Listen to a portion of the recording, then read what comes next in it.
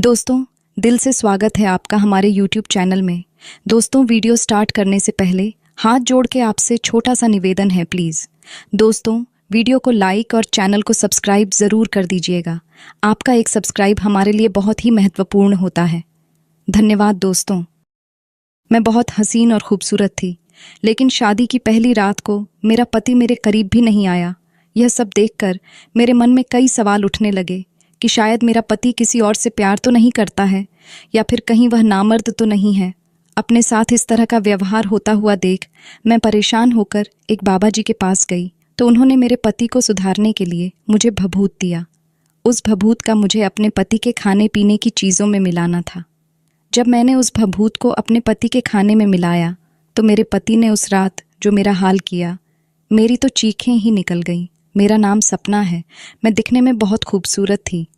अभी मेरी उम्र बहुत कम थी कि मेरे घर वाले मेरी शादी के बारे में सोचने लगे। अपनी शादी की बात सुनकर मैं हैरान थी कि शादी वो भी मेरी और इतनी जल्दी। पर अब तो जो होना था वह होने ही वाला था। मेरी उम्र कम होने के नाते शादी के बारे में मुझे कुछ भी पता नहीं था कि शादी के बाद होता क्या है मेरा बचपना। और ना समझी देखकर मेरी माँ ने मुझे कुछ दिनों के लिए मेरी मौसी के घर पर भेज दिया, क्योंकि मौसी के घर शादीशुदा और मेरी हम उम्र की बहुत सी लड़कियां थीं, ताकि वह लोग शादी की बात होने वाली सभी बातों की ट्रेनिंग मुझे अच्छे से दे सके। मौसी के घर जाते समय मेरी माँ ने मुझे समझाया कि तुम उनके घर पर रहोगी तो वह लोग तुम्हें सब कुछ सिखा देंगे। शादी के बाद घर कैसे बसाना है, किसके साथ कैसी बातें करनी है। मेरी तैयारी ऐसी करवाई जा रही थी जैसे कि मैं जंग पर जाने से पहले फौजी की ट्रेनिंग करवाई जाती है रहे हैं, और इसके लिए मुझे अपनी मौसी के घर भेजा जा रहा है। मौसी के घर पर शादीशुदा और मेरी उम्र की कई लड़कियां थीं, जिन्होंने इस नई जिंदगी के लिए मुझे तैयार करने में मदद करनी थी। मेरी माँ ने मुझे समझाया कि यह तैयारी मेरे जीवन का एक अहम हिस्सा है और इसके बिना मैं नए जीवन के लिए तैयार नहीं हो पाऊंगी। जब मैं अपनी माँ के साथ मौसी के घर जा रही थी, मेरी भावनाएं मिश्रित थीं। उत्सुकता, घबराहट और चिंता सभी एक साथ चल रही थीं। मौसी का घर हमारे गांव से कुछ दूर था और यात्रा के दौरान मेरी माँ मुझे बार बार सांत्वना दे रही थी। मौसी के घर पहुँचते ही मैंने महसूस किया कि यहाँ का माहौल मेरे घर से बहुत अलग था। मौसी की कई बेटियाँ और बहनें यहाँ थीं जो पहले से ही शादीशुदा थीं। वे सभी बड़े उत्साह के साथ मेरी प्रतीक्षा कर रही थीं। मुझे देखकर उन्होंने गर्मजोशी से स्वागत किया और मेरे आने की खुशी जताई। मौसी के घर में मेरे लिए नई जिम्मेदारियां और भूमिकाएं शुरू हो गईं। यहाँ की दिनचर्या और रिवाज मेरे लिए बिल्कुल नए थे। मुझे न केवल घर के कामकाज में मदद करनी थी, बल्कि शादी के बाद की जीवन की तैयारी भी करनी थी। मौसी और उनकी बेटियां मुझे रोज़मर्रा के कामों जैसे खाना बनाना, सफाई करना और परिवार के साथ कैसे व्यवहार करना है सिखा रही थीं। हर दिन मुझे विभिन्न कार्यों में शामिल किया जाता था। कभी मैं रोटी बेल रही थी, कभी बर्तन धो रही थी और कभी परिवार के सदस्य की छोटी मोटी समस्याओं का समाधान कर रही थी। धीरे धीरे मुझे इन सभी कामों में महारत हासिल हो गई। साथ ही मैंने सीखा कि शादी के बाद परिवार की जिम्मेदारियों को कैसे संभालना है और एक अच्छे साथी की भूमिका कैसे निभानी है। जैसे जैसे शादी की तारीख करीब आती गई, तैयारी का दबाव बढ़ता गया। मौसी और उनके परिवार के सदस्य हर छोटे बड़े विवरण पर ध्यान दे रहे थे। शादी की साड़ी, आभूषण और समारोह की योजना पर चर्चा होती रहती थी। मैंने देखा कि शादी केवल दो लोगों के मिलन का मामला नहीं है, बल्कि पूरे परिवार के लिए एक महत्वपूर्ण घटना होती है। मुझे भी शादी के समारोह के लिए तैयार किया गया। मुझे अच्छे से सजने, मेकअप करने और शादी के विभिन्न रस्मों को समझने में मदद की गई। यह सब कुछ मेरे लिए एक नई दुनिया की तरह था और मैं हर दिन नए अनुभवों से गुजर रही थी। शादी का दिन आ गया और मैं अपनी साड़ी और आभूषण में बिल्कुल नई लग रही थी। परिवार और रिश्तेदारों का आना जाना लगा हुआ था। मेरे चेहरे पर खुशी और घबराहट दोनों के मिश्रण ने मेरे दिल को गहराई से छू लिया। शादी की रस्में पूरी होने के बाद जब मैं अपने नए घर की ओर बढ़ी तो एक नया जीवन मेरी प्रतीक्षा कर रहा था। मैं सोच रही थी कि क्या मैंने सब कुछ सही से सीखा है? क्या मैं इस नए जीवन में खुद को साबित कर पाऊंगी? शादी की पहली रात को अपने मन में ढेरों ख्वाब लिए मैं सुहाग की शेज पर दुल्हन बनी बैठी हुई थी और अपने पति का बेसब्र से इंतजार कर रही थी। लेकिन कुछ देर बाद जब मेरा पति मेरे कमरे में आया तो उसकी हरकत देखकर तो मैं हैरान थी, क्योंकि जो बातें मुझे मेरी मौसी के घर पर सिखाई गई थी कि शादी की पहली रात को तुम्हारे साथ ये होगा वह होगा, पर ऐसा तो कुछ भी मेरे साथ नहीं हो रहा था। ना तो मेरे पति ने मेरा घूंट उठाया और ना ही मुझे मुंह दिखाई का कोई तोहफा दिया। अपने साथ ये सब ना होता हुआ देखकर मुझे बार बार मेरी मौसी के घर की बातें याद आ रही थीं, क्योंकि जो बातें मुझे वहाँ पर सिखाई गई थीं वैसा तो कुछ भी नहीं था। मेरा पति तो मुझसे दूर दूर था। मैं अपने पति की हरकत देखकर बहुत परेशान थी कि आखिर यह मेरे साथ ऐसा क्यों कर रहा है। मैं तो बहुत ज़्यादा खूबसूरत और हसीन थी और कम उम्र की भी थी, फिर भी मेरे पति ने एक बार भी मेरी तरफ नज़र उठाकर नहीं देखा था। मैं पूरी रात रोकर रह गई, पर उसने मुझसे कुछ भी पूछा तक नहीं, बल्कि वह तो चादर तान कर सो गया। अगली सुबह मैंने घर में किसी को यह महसूस नहीं होने दिया कि रात को मेरे पति ने मेरे साथ ऐसा बर्ताव किया। ऐसे ही किसी तरह मेरे दिन गुजर रहे थे। मैं अंदर ही अंदर घुट रही थी, क्योंकि यह बात मैं किसी को बता भी नहीं सकती थी, क्योंकि यह तो मेरे और मेरे पति के बीच की बातें थीं। मैं किससे कहने जाती। कुछ दिनों बाद मेरी मौसी की बेटी राधिका मुझसे मिलने आई। वह लगभग मेरी हम उम्र थी और हम दोनों के बीच दोस्ती जैसा रिश्ता था। उसे देखकर मैं बहुत खुश हुई। मैंने उसे चाय नाश्ता कराया और अपने कमरे में लेकर आ गई और कमरे का दरवाज़ा बंद कर दिया। दरवाज़ा बंद करने के बाद उसे पकड़कर मैं फूट फूट कर रोने लगी। मुझे यूं रोता हुआ देखकर उसने पूछा, क्या हुआ सपना, तुम रो क्यों रही हो? मैंने रोते हुए अपने और अपने पति के बीच की सारी हकीकत उसे बता दी। ये सब सुनकर मैं हैरान थी।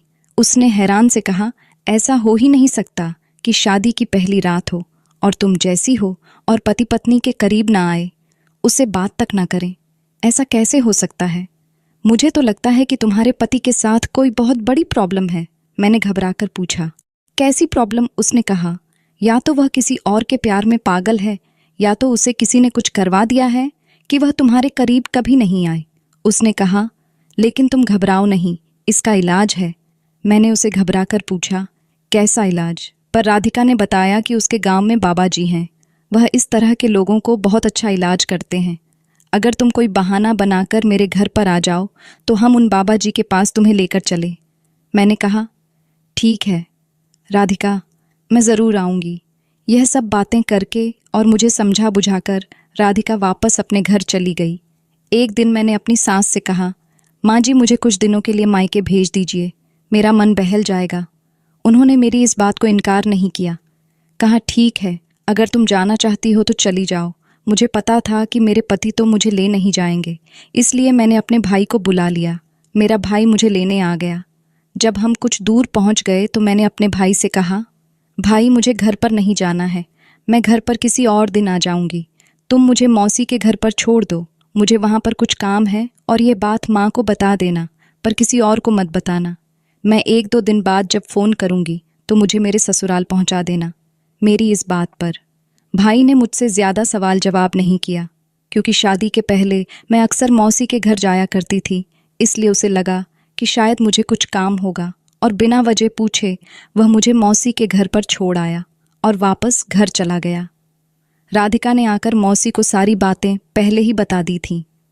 अगले ही दिन मौसी मुझे उस बाबा जी के पास लेकर गई। मैंने बाबा जी से अपनी सारी बात बताई। बाबा जी ने कहा, तुम निराश ना हो, तुम्हारा पति ठीक हो जाएगा, बस तुम्हें कुछ उपाय करने होंगे। मैंने हाथ जोड़ते हुए कहा, बाबा जी आप जो कहेंगे मैं वह करने को तैयार हूँ, क्योंकि मैं बहुत परेशान हूँ। बाबा जी ने कुछ मंत्र फूंक कर मुझे भभूति दिया और कहा, यह भभूति तुम अपने पति के खाने पीने की किसी भी चीज़ में मिलाकर उसे खिला देना, धीरे धीरे करके तुम्हारे पति में सुधार आ जाएगा। मैंने उन बाबा जी का बहुत शुक्र अदा किया और उस दिन मैं मौसी के घर पर आ गई। 1-2 दिन मैं मौसी के घर पर रही और उसके बाद मैंने अपने भाई को फ़ोन करके बुला लिया। भाई आए और मुझे मेरे ससुराल छोड़ दिया। बाबा जी का दिया हुआ भभूत मैंने अपने पति को उसी दिन से खिलाना शुरू कर दिया। 1 से 2 दिन मैंने उस भभूत को अपने पति की खाने पीने की चीज़ों में मिलाकर खिलाया, पर मेरे पति के व्यवहार में कोई असर नहीं हुआ। ये सब सोचकर मैं थोड़ी परेशान थी, पर अचानक मेरे साथ कुछ ऐसा चमत्कार हुआ कि मैं तो हैरान रह गई थी। 2-3 दिन के बाद ही मेरा पति मेरे पास आया और मेरे हाथों को पकड़ते हुए मुझसे बड़े ही प्यार से कहने लगा, सपना मुझे तुम्हें खुशखबरी सुनानी है। उनकी इस तरह के व्यवहार से मुझे अंदर ही अंदर बड़ा अच्छा महसूस हुआ। मैंने खुश होकर उनसे कहा कि जी बताइए, आपको क्या कहना है। वह मुझसे कहने लगे कि दरअसल मेरी नौकरी लग गई है और मेरी नौकरी दूसरे शहर में लगी है और माँ का कहना है कि मैं तुम्हें अपने साथ लेकर चलूँ, तो क्या तुम मेरे साथ चलोगी? क्योंकि मुझे नहीं लगता कि वहाँ पर मेरा तुम्हारे बिना दिल लगेगा। मैंने थोड़ा सा नखरे दिखाते हुए कहा कि अच्छा, सच में? पर मुझे तो नहीं लगता कि आपको मेरी इतनी फिक्र है। मेरी बात को मेरे पति समझ गए और वह मुझसे कहने लगे, देखो सपना, मैं जानता हूँ कि मैंने तुम्हारे साथ ठीक व्यवहार नहीं किया, लेकिन तुम मेरी बात समझने की कोशिश करो। जब हम दोनों वहाँ पहुँच जाएंगे तो मुझे अच्छे से प्राइवेसी मिल जाएगी। उनकी यह बात सुनकर पहले तो मुझे अजीब लगा, लेकिन मैं फिर खुश भी होने लगी, क्योंकि शायद अब बाबा जी की भभूति का असर मेरे पति पर होने लगा था। मुझे लगा कि इसका मतलब मेरे पति अपने घर वालों से कुछ ज़्यादा ही शर्माते हैं, इसलिए वे अभी तक मुझसे ज़्यादा बातचीत नहीं करते थे। असल बात क्या थी, यह तो मैं नहीं समझ पा रही थी, पर मुझे लगा कि जो भी हो, लेकिन बाबा जी की भभूत अपना काम कर रही है। मैं मन ही मन बहुत खुश होने लगी कि चलो, अब मेरा पति मुझे बहुत प्यार करेगा और मेरे साथ अच्छा वक्त भी बिताए। मैंने उसी दिन शाम को तुरंत ही राधिका को फ़ोन करके यह खुशखबरी सुनाई। आज शादी के बाद पहली बार मेरे पति ने मेरे साथ ऐसा व्यवहार किया। यह सुनते ही राधिका भी खुशी से उछल पड़ी। वह कहने लगी, देखा, मैंने कहा ना कि यह बाबा जी बहुत ही चमत्कारी हैं। देख, उन्होंने कैसे तेरे जीवन में सब कुछ ठीक कर दिया। मैंने कहा, हाँ सच में, बाबा जी ने तो मेरी मनचाही मुराद पूरी कर दी। मैंने कहा, चलो ठीक है, अब मैं रखती हूँ, क्योंकि मुझे ढेर सारी पैकिंग करनी है और अपने पति के साथ दूसरे शहर में जाने के लिए 2-3 दिन के बाद ही निकलना है। शाम को जब मेरे पति लौट कर आए तो उनका चेहरा कुछ उतरा हुआ था। मैंने उनसे पूछा कि क्या हुआ, अभी तक तो आप बहुत खुश थे, लेकिन आज आप इतना उदास क्यों लग रहे हैं? तो वह कहने लगे कि मैं तो तुम्हें अपने साथ दूसरे शहर इसलिए लेकर जा रहा था ताकि तुम्हारी और मेरी प्राइवेसी अच्छे से बनी रहे, लेकिन अब एक छोटी सी प्रॉब्लम हो गई है, इसलिए मुझे कुछ समझ में नहीं आ रहा। मैंने उनसे कहा कि बताइए, आखिर क्या प्रॉब्लम है? तो वह मुझसे कहने लगे कि दरअसल मेरा जो बचपन का बेस्ट फ्रेंड है, उसकी भी जॉब उस शहर में लगी है और उसके रहने का इंतज़ाम अभी कहीं भी नहीं हो पा रहा है। और जब उसे यह पता चला कि मैं उस शहर में रहने जा रहा हूँ, तो उसने मुझे रिक्वेस्ट की कि क्या मैं उसे कुछ हफ्तों के लिए अपने घर में रहने दे सकता हूँ। वैसे तो मैं उसे बेझिझक हाँ बोल देता, अगर मैं अकेले रहने जाता, क्योंकि मैं तो तुम्हें साथ लेकर जा रहा हूँ। इसलिए मैंने उससे कुछ वक्त की मोहलत मांगी ताकि मैं उसे सोच समझकर जवाब दे सकूं। मुझे समझ नहीं आ रहा कि मैं उसे हाँ बोलूं या ना बोलूं। मैंने अपने पति से कहा कि इसमें इतना परेशान होने वाली कोई बात नहीं है। वैसे भी आपको जो घर रहने के लिए मिला है वह बहुत ही बड़ा है, तो वह आपके दोस्त भी आराम से रह सकते हैं और फिर हम सब अलग अलग कमरों में रह रहे होंगे, तो हमारी प्राइवेसी भी आराम से बनी रहेगी और मुझे उनके साथ रहने में कोई भी प्रॉब्लम नहीं है। तो फिर आप इतना क्यों सोच रहे हैं? मेरी बात सुनकर मेरे पति ने तुरंत ही खुशी खुशी मुझे गले से लगा लिया। वह कहने लगे, सपना, तुम सच में बहुत अच्छी हो। मैं तो एक बहुत बड़ी उलझन में पड़ गया था कि अब मैं क्या करूँगा, लेकिन तुमने तो मेरी प्रॉब्लम चुटकियों में सॉल्व कर दी। मैं अपने दोस्त को मना भी नहीं करना चाहता था, क्योंकि उसने मुझ पर पहले बहुत सारे एहसान किए हैं और तुम्हारी एक हाँ ने सब कुछ तुरंत ही ठीक कर दिया। अपने पति का मेरे प्रति प्यार देखकर मैं मन ही मन फूली नहीं समा पा रही थी। मैं यही सोच रही थी कि अब तो मेरा पति धीरे धीरे मेरी चाहत में दीवाना ही हो जाएगा और मुझे भी उसे इसी तरह से खुश रखना होगा। 2 दिन के बाद ही मैं अपने पति के साथ दूसरे शहर में शिफ्ट हो चुकी थी। मैं सच में बहुत ही खूबसूरत थी। मैं अपने आप को किसी महारानी के जैसा महसूस कर रही थी, जो अब एक इतने बड़े बंगले में अकेले राज करने जा रही थी। मुझे अपने पति के दोस्त भी बहुत अच्छे लगे। 2 दिन तो घर में सारे सामान की शिफ्टिंग करने में ही निकल गए। बाद में जब सब कुछ सेट हो गया, तब मैंने चैन की सांस ली। मेरे पति और उनके दोस्त ऑफिस जाना शुरू कर चुके थे। मैंने भी घर की बागडोर संभाल ली थी, लेकिन मैंने सोच लिया था कि अब मैं अपनी शादीशुदा जीवन की एक खूबसूरत शुरुआत करूंगी। इसलिए आज रात मैंने अपना कमरा बहुत खूबसूरत तरीके से सजाया और खुद भी मैं इतने अच्छे से तैयार हुई कि आज मैं किसी अप्सरा से कम नहीं लग रही थी। रात को जब मेरे पति लौट कर आए तो मैं मन ही मन उनके और मेरे मिलन के सपनों में खो चुकी थी। मेरे पति के कमरे में आते ही मैंने उनके साथ प्यार भरे पल बिताने की शुरुआत कर दी। वह भी धीरे धीरे मेरा साथ देने लगे, जिससे मेरे अंदर की बेचैनी और ज़्यादा बढ़ने लगी। तभी उन्होंने मुझसे कहा कि आज तो मैं तुम्हारे लिए कुछ लेकर आया हूँ। यह सुनकर तो मैं बहुत खुश हो गई कि आज 1 साल के बाद पहली बार मेरे पति मेरे लिए कुछ लाए हैं। उसके बाद उन्होंने अपने बैग से एक छोटा सा पार्सल निकाला जिसमें रबड़ी थी। रबड़ी का नाम सुनकर ही मैं तो खुशी से उछल पड़ी, क्योंकि मुझे रबड़ी खाने में बहुत पसंद थी। उस दिन मेरे पति ने अपने हाथों से मुझे रबड़ी खिलाई। मैंने उनसे भी कहा कि आप भी थोड़ी खाइए, पर वह कहने लगे कि मुझे तो मीठा पसंद नहीं है, लेकिन हाँ, हो सकता है तुम्हारी संगत में मुझे भी धीरे धीरे मीठा पसंद आने लगे। उनकी बात सुनकर मैं बहुत शर्मा गई। रबड़ी खाने के बाद मैं अपने पति की बाहों में समाने लगी और उसके बाद क्या से क्या होता गया मुझे खुद भी पता नहीं चला। सुबह जब मैं सोकर उठी तो बहुत ही खुशी महसूस कर रही थी। धीरे धीरे मेरे दिन यूं ही बीतने लगे। जब से मेरे पति को यह बात पता चली कि मुझे रबड़ी खाने में पसंद है, तो वह अब नियम से हर रोज़ मेरे लिए रबड़ी लाने लगे। यह देखकर मैं बहुत खुश थी कि मेरे पति को मेरा इतना ख्याल है कि अगर कोई चीज़ मुझे पसंद है तो वह उसे एक दिन भी लाना नहीं भूलते थे।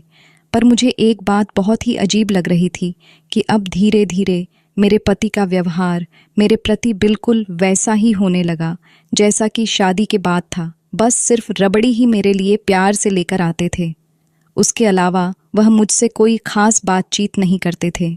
मैं उनके करीब जाने की जब भी कोशिश करती तो वह मुझे यह कह देते कि मैं आज बहुत ज़्यादा थका हुआ हूँ।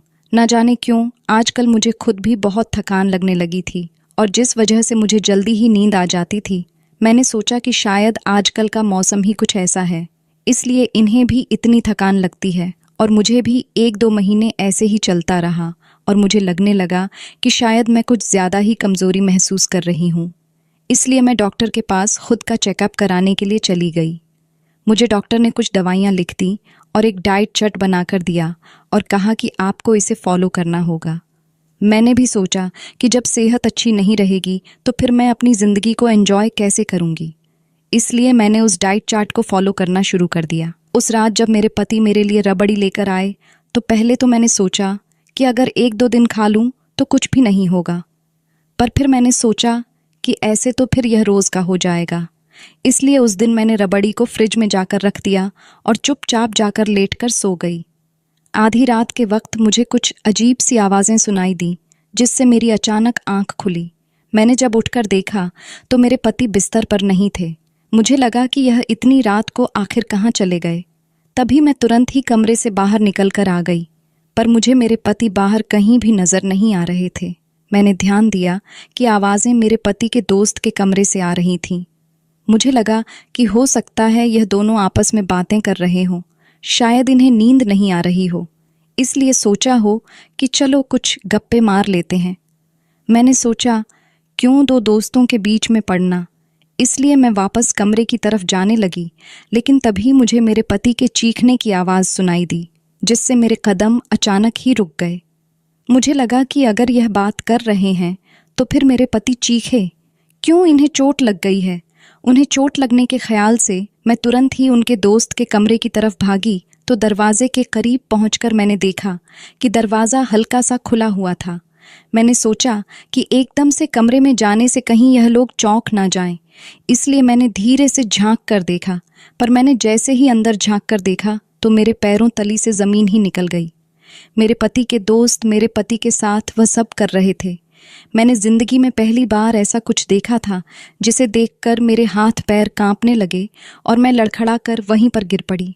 गिरते समय मेरा हाथ टेबल पर रख फ्लावर पर लगा और वह भी धड़ाम से गिरकर चकनाचूर हो गया, जिसकी आवाज़ से वह दोनों बुरी तरह से हड़बड़ा गए और उन्होंने तुरंत ही खुद की हालत सुधारी और कमरे के बाहर निकल आए। जब उन दोनों ने यह देखा कि मैंने उन्हें सब कुछ करते हुए देख लिया है तो उनके चेहरे का रंग पीला पड़ गया। मैंने अपने पति से रोकर कहा कि आखिर यह सब क्या है। उसके बाद मेरे पति ने मुझे बताया कि उनकी दिलचस्पी किसी औरत में नहीं बल्कि मर्द में है और यह सारी बातें उनके घर वालों को भी पता है। शादी तो उन्होंने मेरे साथ सिर्फ इसलिए की थी ताकि वह समाज का मुंह बंद कर सके, और मैंने दूसरे शहर में नौकरी इसलिए चुनी ताकि मैं अलग घर में आराम से अपने दोस्त को बुलाकर रह सकूं और उसके साथ जमकर मज़े कर सकूं और तुम्हें भी कुछ भी पता ना चल सके। उसकी बात सुनकर मैं हैरानी भरी नज़रों से उसे देख रही थी। मेरे पति ने कहा कि मैं तुम्हें हर रोज़ रबड़ी में बेहोशी की दवा मिलाकर खिला देता हूँ ताकि तुम रात को मुझे बिल्कुल भी डिस्टर्ब ना करो। लेकिन आज शायद तुमने रबड़ी नहीं खाई। मैंने अपने पति से रोते हुए कहा, हाँ, आज मैंने रबड़ी नहीं खाई क्योंकि मुझे इतने दिनों से बहुत कमज़ोरी लग रही थी, तो मैंने डॉक्टर से चेकअप कराया। उन्होंने मुझे एक डाइट चार्ट बनाकर दिया था जिसमें उन्होंने मुझे मीठा खाने को मना किया था। अगर आज मैं उनकी बात नहीं मानती तो तुम्हारा यह गंदा सच मेरे सामने कभी भी नहीं आता। मैंने अपनी पति से कहा कि इसका मतलब अभी तक तुम्हारा मेरे लिए व्यवहार में जो बदलाव था वह नाटक था। मेरे पति ने कहा, हाँ, तुम्हें यहाँ लाने के लिए मैं दिखावा कर रहा था। मैं मन में सोचने लगी कि मैं अंधविश्वास में अंधी होकर यह सोच रही थी कि बाबा जी की बड़ी भभूत ने सब कुछ ठीक कर दिया। कितनी बड़ी बेवकूफ़ थी मैं। मैंने अपने पति से कहा, तुमने मुझे इतना बड़ा धोखा देकर मेरी पूरी ज़िंदगी खराब कर दी। मेरे पति मेरे सामने हाथ जोड़कर माफ़ी मांगने लगे, कहने लगे कि मैं भी मजबूर था क्योंकि समाज के बनाए नियमों की वजह से मुझे अपनी सच्चाई छुपानी पड़ी और दिखावे के लिए तुमसे शादी करनी पड़ी। मैं अगले ही दिन अपने मायके वापस लौट गई और मैंने अपने पति को तलाक के पेपर्स भिजवा दिए। इधर मेरे मायके वाले मुझसे बार बार यह वजह पूछ रहे थे कि मैं अपने पति को तलाक क्यों दे रही हूँ, तो मैंने उनसे यही कहा कि मेरी और मेरे पति के बीच में बिल्कुल भी नहीं बन रही है। हमारे विचार बिल्कुल अलग हैं और इसलिए मैं एक ऐसे इंसान के साथ पूरी ज़िंदगी नहीं बिता सकती। इधर जब तलाक के आखिरी दिन मैं अपने पति से मिली तो उन्होंने मुझे धन्यवाद कहा क्योंकि मैंने उनकी सच्चाई को छुपा कर रखा था, पर वह मुझसे बार बार पूछ रहे थे कि उन्होंने तो मेरे साथ इतना बुरा किया, लेकिन फिर भी मैंने उनकी इस बात को किसी को क्यों नहीं बताया। तो मैंने उनसे कहा कि मैं आपके जैसी नहीं हूँ जो किसी इंसान की ज़िंदगी ख़राब करने में 2 पल भी ना सोचे, और मैं आपसे इतना ही कहूँगी, जब आप यह हिम्मत करके खुद की असलियत को स्वीकार नहीं कर पा रहे हैं तो फिर आप इस समाज में यह उम्मीद कैसे रखते हैं कि वह आपको स्वीकार कर लें। इसलिए अपने लिए और अपने रिश्ते के लिए स्टैंड लेना कि दुनिया को दिखाने के लिए खुद की और दूसरे की ज़िंदगी खराब ना करें। कुछ दिन के बाद मेरे लिए एक अमन नाम के शख्स का रिश्ता आया। अमन की पत्नी एक हादसे का शिकार हो गई थी और वह अब इस दुनिया में नहीं थी। उनका 3 साल का एक बेटा भी था। शादी से तो मेरा मन ही हट चुका था, पर मेरे घर वालों ने मुझे बहुत समझाया। इधर मुझे शादी से पहले अमन के साथ बात करने और घूमने का मौका भी दिया गया। अमन से मिलने के बाद मुझे एहसास हुआ कि दुनिया में अगर कुछ लोग मतलबी हैं तो कुछ लोग ऐसे भी हैं जो निस्वार्थ आपके लिए कुछ भी कर सकते हैं। अमन बहुत अच्छे इंसान थे। उन्होंने कुछ दिनों में ही मेरा दिल जीत लिया और मैं भी उनसे शादी करने के लिए मान गई। मेरी और अमन की कुछ दिनों बाद शादी हो गई। मैंने उनके बेटे को भी दिल से अपना लिया। आज मेरी शादी को 10 साल हो चुके हैं, पर अमन मुझे इतना खुश रखते हैं जिससे मुझे ऐसा लगता है कि जैसे से मेरी अभी नई नई शादी हुई हो। इधर कुछ दिनों के बाद मुझे पता चला कि मेरे पहले पति के घर वाले ने उनकी दोबारा शादी करने की कोशिश की, तो उन्होंने इस बार हिम्मत दिखाते हुए अपने घर वालों को साफ इनकार कर दिया और वह अपने उस दोस्त के साथ दूसरी जगह रहने लगे थे। मैं भी यह देखकर खुश थी कि वह जिसे चाहते थे आज वह उसके साथ सुखी जीवन बिता रहे हैं, जैसे कि मैं अपने पति के साथ बिता रही हूँ। दोस्तों, हमारे समाज में कुछ ऐसे नियम बना दिए गए हैं जिनको मानने के लिए हर किसी को मजबूर किया जाता है, जबकि ऐसा नहीं होना चाहिए। इंसान की खुशियाँ हर नियम से सबसे ऊपर होती हैं। कभी भी किसी भी चीज़ को किसी को ज़बरदस्ती से पसंद नहीं करवाया जा सकता। इसलिए जैसा जो रहना चाहे उसे वैसे ही रहने देना चाहिए। यह ज़रूरी नहीं कि समाज का बनाया हुआ हर नियम सही हो, गलत भी हो सकता है। अमन के साथ जीवन ने मुझे सिखाया कि हर दर्द के बाद एक नई खुशी मिलती है। मैंने अपने अतीत को पीछे छोड़ दिया और एक नए सफ़र पर चल पड़ी। अमन और उनके बेटे के साथ मैंने एक नया घर बनाया जिसमें प्यार, विश्वास और आपसी सम्मान की नींव रखी। अब मैं अपने अतीत के किसी भी दर्द को पीछे छोड़ चुकी थी। मैंने महसूस किया कि सच्चा प्यार और सम्मान एक ऐसे रिश्ते की नींव होते हैं जो जीवन भर टिकता है, और यह मैंने अमन के साथ जीते हुए महसूस किया। इस पूरी यात्रा ने मुझे एक नया आत्मविश्वास और समझ दी। मैंने सीखा कि जीवन में हर संघर्ष हमें कुछ सिखाता है और हमें बेहतर बनाता है। मैंने खुद को एक नई पहचान दी और अब मैं उस पहचान के साथ पूरी तरह खुश हूँ। मेरे पहले पति ने अपने जीवन में वह सबक सीखा जो उन्हें सीखना चाहिए था, और मैंने भी अपनी नई जिंदगी में वह शांति पाई जो मैं हमेशा चाहती थी। यह जीवन की कहानी सिर्फ मेरी नहीं है, बल्कि उन सभी महिलाओं की है जो अपने लिए एक नई शुरुआत की तलाश करती हैं। मेरी जिंदगी की यह कहानी न केवल मेरे लिए बल्कि उन सभी महिलाओं के लिए है जो अपने जीवन में एक नई शुरुआत की तलाश करती हैं। मैंने जीवन के हर मोड़ पर अपने हिस्से का संघर्ष देखा है, लेकिन आज जब मैं पीछे मुड़कर देखती हूँ तो मुझे गर्व होता है कि मैंने उन सबको पार कर एक नई पहचान बनाई है। अमन के साथ मेरी शादी ने मुझे एक नई जिंदगी दी, जिसमें प्यार, सम्मान और आपसी समझ की गहरी नींव रखी गई। मैंने अपने अतीत को पीछे छोड़कर एक नए सफ़र पर चलना चुना, और इस सफ़र में अमन का साथ मेरे लिए एक वरदान साबित हुआ। उनके बेटे को भी मैंने दिल से अपना लिया और हम तीनों ने मिलकर एक नया घर बनाया जो हमारे प्यार और विश्वास की नींव पर खड़ा है। दोस्तों, आशा करती हूँ कि आपको हमारी यह कहानी पसंद आई होगी। कहानी पसंद आई हो तो वीडियो को लाइक करें, चैनल पर नए हैं तो चैनल को सब्सक्राइब करें, नोटिफिकेशन को ज़रूर दबाएं ताकि अगली अपडेट सबसे पहले आपको मिले। धन्यवाद।